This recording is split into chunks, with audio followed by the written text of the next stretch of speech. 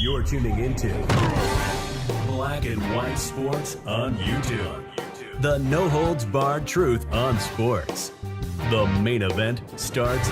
All right, Black and White Sports supporters. Well, we got several things involving Shedeur Sanders here, including some bad news about him and the depth chart. Once again, I will continue to not come off the fact it would have to be an epic, disastrous failure before I believe Jimmy Haslam would allow Kevin Stefanski and Andrew Berry to cut Shedeur Sanders. All right? I just don't see it happening. I think Jimmy Haslam sees him as a business decision. Now, that said, and of course this is starting to come out, oh my goodness, it was 100% a pick of Andrew Berry and not Jimmy Haslam that made the pick. Okay. Mary Kay Cabot, all right, who does some good stuff up in Cleveland.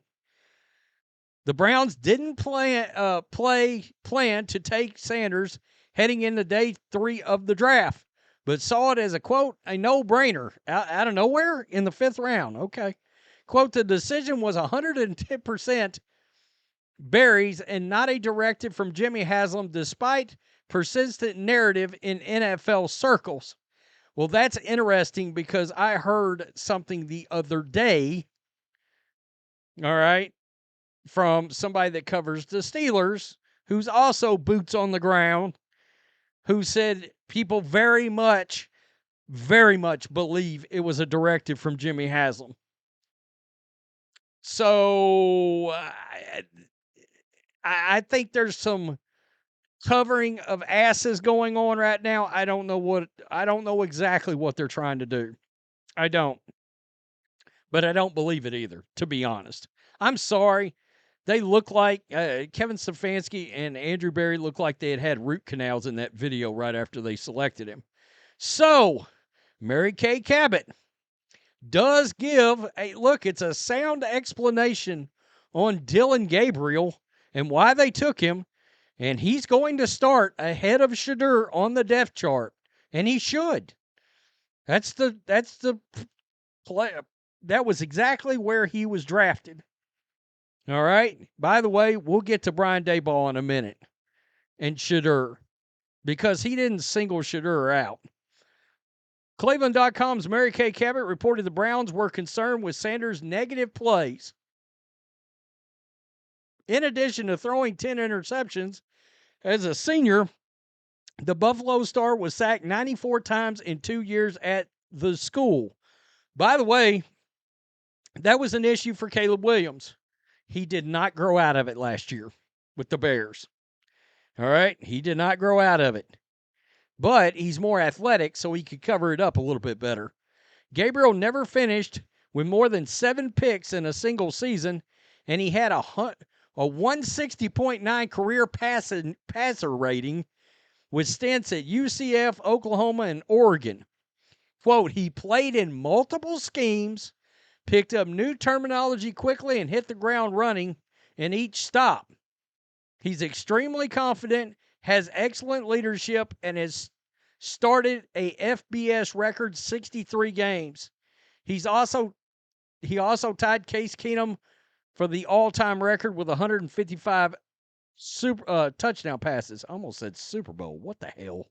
Cabot added that Gabriel will be ahead of Sanders in the depth chart when the Browns get to their off-season workouts. So, what does that tell you? That's going to be interesting because I could see a scenario where Kevin Stefanski actually likes Dillon Gabriel more. But what happens if ownership likes Shedeur Sanders more? Then we know who's going to lose that battle. It's going to be Kevin Stefanski and Dillon Gabriel. So that's going to be very interesting to follow. It is. Sanders has yet to log a single NFL snap, yet he might be the most famous backup in the league right now. From an organization's perspective, why give yourself that kind of potential headache for a player you don't consider a surefire starter? It's a great question to ask. By the way, we got some tidbits coming out about Now, we all know about the reports. There were multiple reports, 3 or 4 prior to the draft, on Shedeur Sanders potentially dropping after various meetings happened across the league between him and NFL football clubs. And then after the draft, the Brian Daboll thing really came to light, where he had this meeting with Daboll and it did not go well. Following the unprecedented slide, NFL insider Todd McShay reported that Giants head coach Brian Daboll had a negative experience with Shedeur Sanders. I did a video on that. Quote, Shedeur didn't have a great interview with Brian Daboll in a private visit. An install package came in. Preparation wasn't there for it. He got called out. He didn't like it. Brian Daboll didn't appreciate him not liking it. I'm sure he didn't. Daboll is a hard-ass mother effer. He is.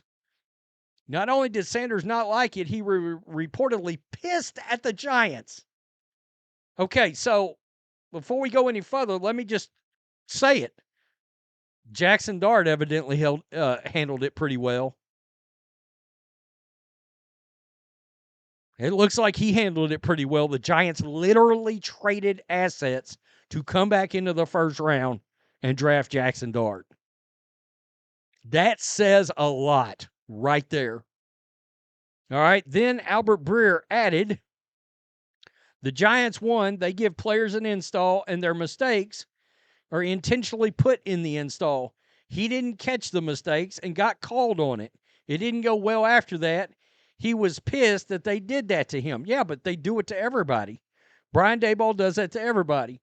Mary Kay Cabot of Cleveland.com reports the Giants are notoriously difficult on quarterbacks during their private meetings, and that's not exclusive to prospects and rookies. So now the Cleveland media, and like I said, I like Mary Kay Cabot. I read her stuff. But now they're trying to say, okay, well, Shedeur wasn't the only quarterback that's ever had a problem with it. Oh, man, here we go. But quarterbacks disliking their private visits to the Giants isn't uncommon, a league source told Cleveland.com. For starters, their system isn't quarterback-friendly from a verbiage standpoint. No, it's a New England kind of system. And they're extremely hard on quarterbacks, both rookies and veterans, in these private sessions to see what they can handle. Sanders isn't the first quarterback to come away from the visit there dismayed. Yeah, but that's a great way for an organization and a guy that's a quarterback guru. Again, he did not draft Daniel Jones. He did turn Josh Allen into a superstar. All right, after having numbers, frankly, at Wyoming that made you go, is he going to be an NFL quarterback? Huh, okay, he's a great one. So Daboll does that intentionally. He wants to see, and I heard he wants to see if guys, the rookies and veterans, I guess, and evidently Russell Wilson did okay, and so did Jameis Winston. He wants to find out if they're going to prepare for their visit. It's kind of this is what you're going to have to do to be an NFL quarterback. Are you going to put in the time? Are you respecting the process? Are you respecting our team? Shedeur showed neither, evidently. Wow. But now the excuses come out. This is going to get interesting. This has got all the makings. Understand something. If you're a Browns fan, this has got the makings of a clusterfuck. For lack of a better word, there, I said it out loud. Big old F-bomb on black and white sports football. It's a cluster F. This is going to turn into a circus. Because now you got the media involved, obviously. Can I just keep it real? It's going to be crazy if Dillon Gabriel blatantly outplays everybody. I mean, honestly. Tell me what you think. Peace. I'm out. Till next time. Thanks for watching the show. Be sure to like, comment, and subscribe. Be sure to tune in next time on Black and White Sports.